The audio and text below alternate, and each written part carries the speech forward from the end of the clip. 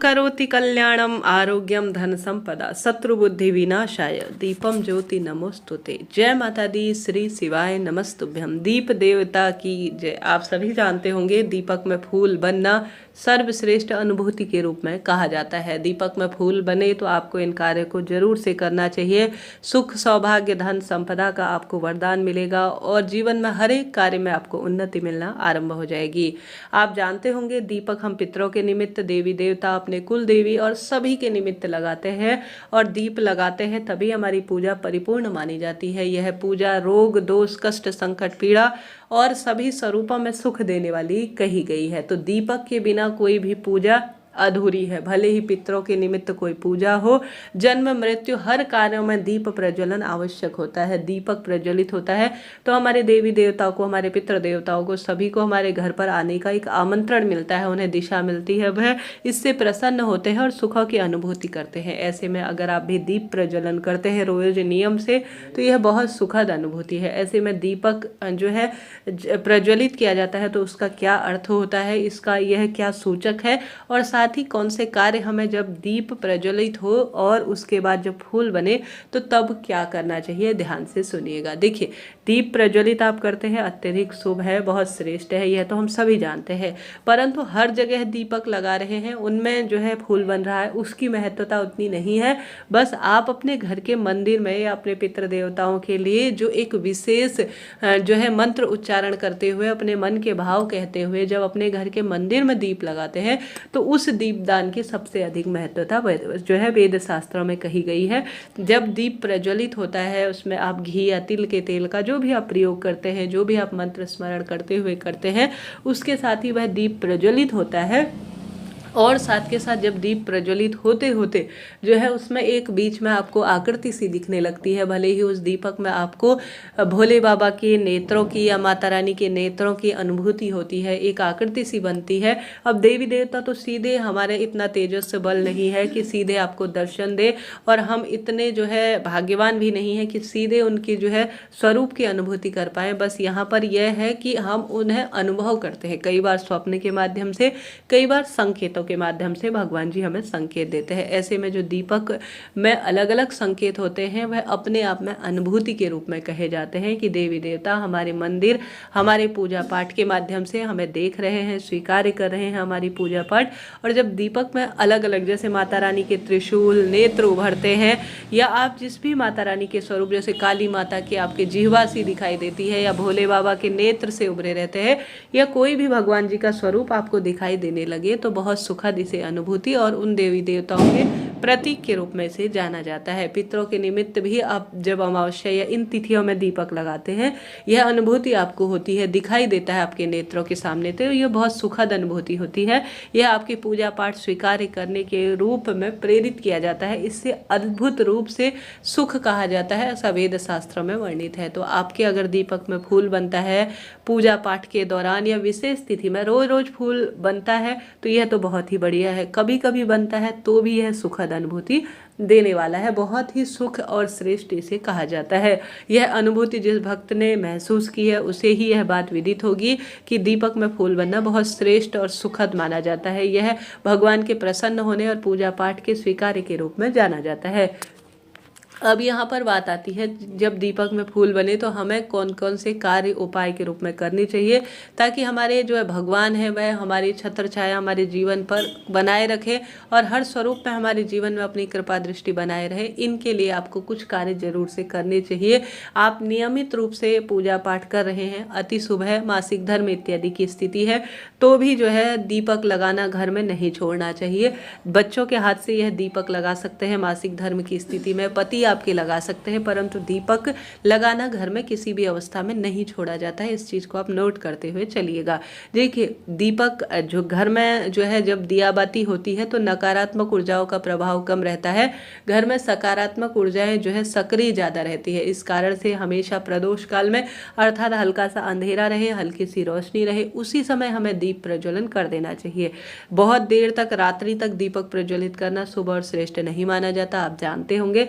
ऐसे ऐसी स्थिति में हमेशा ही आपको जो आप सुखद फलों की, श्रेष्ठ फलों की अनुभूति करना चाहते हैं तो हमेशा सांझ का समय, हल्का सा अंधेरा, हल्की सी रोशनी, उस समय आपको दीप प्रज्वलित करना चाहिए। हमेशा इस नियम को बांध लीजिए कि रोज अपने घर के मंदिर में सुबह शाम दीप लगाएंगे, अपनी तुलसी माँ में दीप लगाएंगे, घर के दरवाजे पर सनातनी भक्त को रोज दीप लगाना चाहिए। बस इन 3 स्थानों पर भी रोज नियम से आप दीप लगा लेंगे अपने घर पर। कहीं नहीं जा सकते, सांझ का समय रहता है, बच्चों के होमवर्क का काम रहता है, खाना बनाने की जिम्मेदारी रहती है, तो मंदिर में या बेलपत्र वृक्ष या इन स्थानों पर कहीं ना कहीं थोड़ा मुश्किल हो ही जाती है। और वेद शास्त्रों में यह भी कहा जाता है, आप गुरुजी प्रेमानंद जी महाराज को सुनते हैं या गुरुजी प्रदीप मिश्रा जी को सुनते हैं तो आपने सुना होगा, सबसे पहला जो एक महिला और पुरुष का धर्म है, अगर वह गृहस्थ है तो उसकी यही सबसे बड़ी पूजा है कि वह अपने गृहस्थ जीवन की जिम्मेदारी भली भांति निभाए। तो आप अपने घर की जिम्मेदारी सबसे पहले भली भांति निभाए, यही आपकी पूजा है। बस उसमें से थोड़ा समय निकाल कर आप भगवान की भक्ति करें, बस यह पर्याप्त रहता है। तो इस चीज़ को आप नोट करते हुए चलिएगा। कलह कलेश की स्थिति सांझ में हो, घर में जो बच्चों का रोना धोना चल रहा हो और आप दिया बत्ती करने में लगे हो, तो यह शुभ और श्रेष्ठ नहीं है। जब आपको समय मिले सबसे पहले घर की जिम्मेदारियां निभाएं, उसमें से थोड़ा सा समय आप निकाल कर 10-15 मिनट भी आप अगर पूजा को दे देते हैं तो भी पर्याप्त रहता है। गृहस्थ जन के लिए इस बात का आप ध्यान रखें, कुछ भी आवरण करने की, आडंबर करने की आवश्यकता नहीं। जो गृहस्थ जीवन में जिम्मेदारी मिली है, सास ससुर की सेवा, उत्तम भोजन बना, जो बाहर से खाना आ रहा है, जो आपके पति कमा कर ला रहे हैं, उस पैसे का सदुपयोग करना ही एक नारी के जीवन में सबसे बड़ा धर्म कर्म माना जाता है। तो उसे सही रूप में, जैसे भोजन होता है, उसे अच्छी तरह से बनाना, भगवान का नाम लेते हुए, गुनगुनाते हुए भोजन बनाना, और अपने गृहस्थ जीवन के निर्वाह के रूप में अपने पति बच्चों से अच्छा मीठा व्यवहार करना। जैसे जो है, पति भी इस बात को नोट करे कि घर में भले ही बाहर कितनी चिंता हो, किसी भी स्वरूप में आप प्रभावित हो, घर में हमेशा मुस्कुराता हुआ चेहरा ही लाए। इससे मन तन शुद्ध रहता है, घर में हमेशा ही पॉजिटिव एनर्जी रहती है। बड़े बूढ़ों को भी हमेशा अपने मन तन को, देखिए पहले जैसी परिस्थिति हर चीज़ की नहीं रहती, कुंवारी लड़कियां अलग थी, बड़े बूढ़े अलग थे, तो उन चीज़ों को आप ध्यान में रखकर अपनी आदतों को जरूर से बदलें। इन चीज़ों के साथ साथ हमेशा ध्यान, भक्ति, पूजा पाठ में भी थोड़ा थोड़ा जितना समय मिलता है उतना उतना आप समय निकालने का प्रयत्न करें, ऐसी मान्यता है। इन सरल सरल से कार्य से भी आप पूरी पूजा का फल प्राप्त कर सकते हैं। तो मैं सही कह रही हूँ ना? आप कमेंट्स में ज़रूर से बताइएगा, और कमेंट्स में हर हर महादेव, श्री शिवाय नमस्तुभ्यम लिखना आप ना भूलें। इसके साथ ही आप सभी को जो है, जैसे दीपक से दीपक कभी नहीं जलाना चाहिए, इस बात का भी ध्यान रखना चाहिए। अपनी माचिस ले जाए, अपना दीपक ले जाए, अपनी बाती ले जाए, अपना घी ले जाए और मंदिर में या किसी भी पवित्र पेड़ के नीचे दीप लगाए। हमेशा जो घी का दीपक होता है वह अपने दाएं हाथ की ओर आपको लगाना चाहिए। और साथ ही जो सरसों के तेल का अगर कभी दीपक लगाने की बात आती है तो भगवान आपके जो है बाएं हाथ की ओर लगाना चाहिए। ठीक है, आपके बाएं हाथ की ओर सरसों का तेल का दीपक, घी का दीपक आपके दाहिने हाथ की ओर। अगर कभी लगे कि 2 दीपक एक साथ लगा रहा हूं तो तब इस बात को आप नोट करते हुए चलिएगा। हमेशा अगर कोई दीपक लगा रहे हैं तो उसका पूर्व या उत्तर दिशा की ओर मुख होना चाहिए, पितरों के नाम का दक्षिण दिशा की ओर। हमेशा जो हमारी देवी मैयाएं होती हैं उनके नाम की लंबी बत्ती लगाई जाती है। साथ के साथ इस बात को भी नोट करते हुए चलिएगा, देवी माँ के नाम की लंबी बत्ती, पितरों के नाम की लंबी बत्ती लगाई जाती है। देवी लक्ष्मी के नाम की लंबी बत्ती, कुल देवी मैया के नाम की लंबी बत्ती लगाई जाती है। तुलसी में हमेशा आप लंबी बत्ती का भी प्रयोग कर सकते हैं, गोल बत्ती का भी प्रयोग कर सकते हैं।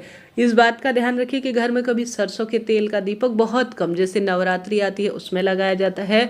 इसके साथ साथ आपको इस बात का भी ध्यान रखना है कि हमेशा इस बात को भी आपको नोट करना है कि कभी तेल और घी एक में नहीं मिलाना है दीपक में, यह दोष उत्पन्न करता है। हमेशा तेल का बाती अलग, घी की बाती अलग। इन चीज़ों को नोट करते हुए ही आपको चलना है, तभी आपका व्रत, उपवास, पूजा पाठ सफल और श्रेष्ठ माना जाता है। हार रहे हैं, जीवन में दुख पा रहे हैं, तो समय समय पर शनि देवता के नाम का दीपक, हनुमान जी के मंदिर में चौमुखा दीपक, इन्हीं देवी देवताओं के निमित्त भी क्या जो है काल भैरव बाबा के किसी स्वरूप के मंदिर में दीपक बहुत सुखद फलों की अनुभूति कराता है। तो समय समय पर इन दीप दानों को भी आपको करना चाहिए। इस तरह से आपको यह कार्य करना है। जीवन में दुख, दरिद्रता, सुख, संपत्ति, जिस भी स्वरूप में आप परेशान हैं उनका निदान होगा, बरकत, खुशियाँ बनी रहती हैं।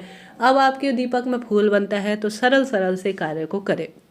सबसे पहले दीपक में फूल बन रहा है तो यह ना सोचे कि अब हमारी पूजा मान्य हो गई है, स्वीकार्य हो गई है, बस अब बहुत है, अब मुझे धर्म कर्म पूजा पाठ के कोई कार्य नहीं करने हैं। ऐसा नहीं है, आपको धर्म भी करना है बराबर से, कर्म भी करना है, ताकि भगवान की छत्र छाया आपके जीवन पर हमेशा बनी रहे, हमेशा भगवान दया करे, सुख समृद्धि का वरदान दे।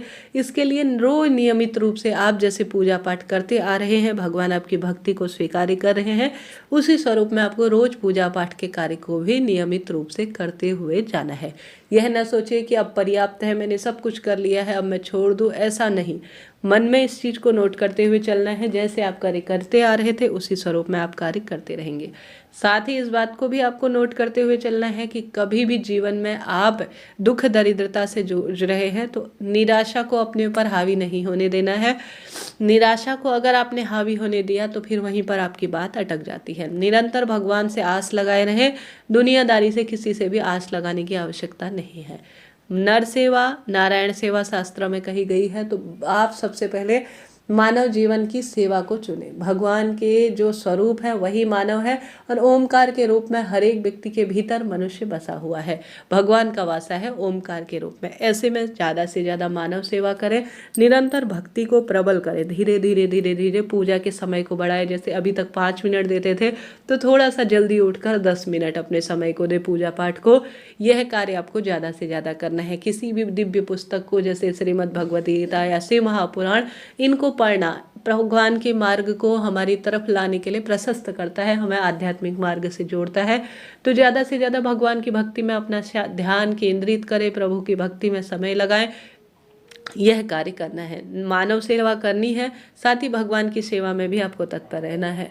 ऐसे में आप सभी को ज़्यादा से ज़्यादा कोशिश करनी है कि आप सभी जैसे गौ माता की सेवा, क्योंकि और गरीब निर्धन जन की सेवा, घर में बड़े बूढ़े हैं तो उनकी सेवा, बच्चों के लिए सेवा, और साथ ही पति पत्नी आपस में ही एक दूसरे के प्रेम के रूप में कार्य करें। बस यही सबसे बड़ी सेवा, सबसे बड़ी भक्ति और सबसे सुंदर बात कही गई है। देखिए, उपाय अपनी जगह है, वह भगवान को प्रसन्न करने के लिए है, परंतु व्यक्तिगत रूप से कहा जाए और जो है प्रयोगात्मक रचनात्मक रूप से कहा जाए तो यही मानव को सुख देने के सबसे अधिक कार्य है। समय समय पर सूर्य भगवान की आराधना, व्रत उपवास पूजा पाठ, भगवान की भक्ति और साथ ही दान पुण्य, मानव सेवा, भगवान की भक्ति को निरंतर जीवन में उतारते रहना। पशु पक्षी जीव जंतु, एक हिंदू धर्म में मानव ही ऐसा है जिसे इतना ज्ञान प्राप्त है और साथ ही वह इन कार्यों को कर सकता है, वह है मानव। तो ऐसी स्थिति में अगर आप मानव हैं, मनुष्य हैं और आप करने योग्य हैं तो कोई ना कोई व्रत उपवास, निरंतर पूजा पाठ, भक्ति, जप तप, मानव सेवा, मंदिरों की साफ सफाई, कहीं पर अन्याय होते हुए देखते हैं तो उसको आपको रोकना है, बस यही पर्याप्त है। कहीं पर आपको लगता है कि मेरे घर से कोई व्यक्ति कभी भी भूखा न जाए, उस स्वरूप में आप कार्य करें। तो इस तरह से आप सभी को मानव सेवा, जन सेवा, धन सेवा स्वरूप में करना ही है, यही पर्याप्त है। दीपक में फूल बनने के बाद ज़्यादा से ज़्यादा भक्ति में ध्यान लगाएं, ज़्यादा से ज़्यादा दान पुण्य करें, महादेव की सेवा करें, श्री नारायण और माँ काली के स्वरूप में सेवा करें। नारियों का सम्मान भगवान के सम्मान के समान माना जाता है, तो इन कार्यों को करें। भले ही आप भक्ति कितनी ही कर ले, परंतु आप मानव सेवा नहीं कर रहे हैं, स्त्रियों का सम्मान नहीं कर रहे हैं, दान पुण्य नहीं कर रहे हैं, सिर्फ भजन करते हैं, भगवान की आरती करते हैं, व्रत उपवास करते हैं, मीठा बोल मुख से आपके निकलता नहीं, हमेशा कड़वापन है, ईर्ष्या राग द्वेष से आपका जीवन चलता है, मन ही मन औरों के लिए गलत भावना निकलती है, तो फिर तो आपकी पूजा पाठ शिवलिंग पर चढ़ाने का कोई औचित्य नहीं है। इसको अभी छोड़ दीजिए और सबसे पहले मन की शुद्धि कर लीजिए। तन की शुद्धि तो आप रोज स्नान इत्यादि के माध्यम से ही करेंगे। तो भगवान कहते हैं, निर्मल जन मन सो मोहि पावा, मोहे छल छिद्र कपट न भावा। भगवान को प्राप्त करना चाहते हैं, अपनी भक्ति का पूरा फल प्राप्त करना चाहते हैं, तो सबसे पहले अपने मन को निर्मल करें। दीपदान, मानव सेवा, जप तप, प्रभु की भक्ति तो होती रहेगी, भले ही कम स्वरूप में हो, उसका फल तो मिलता ही है।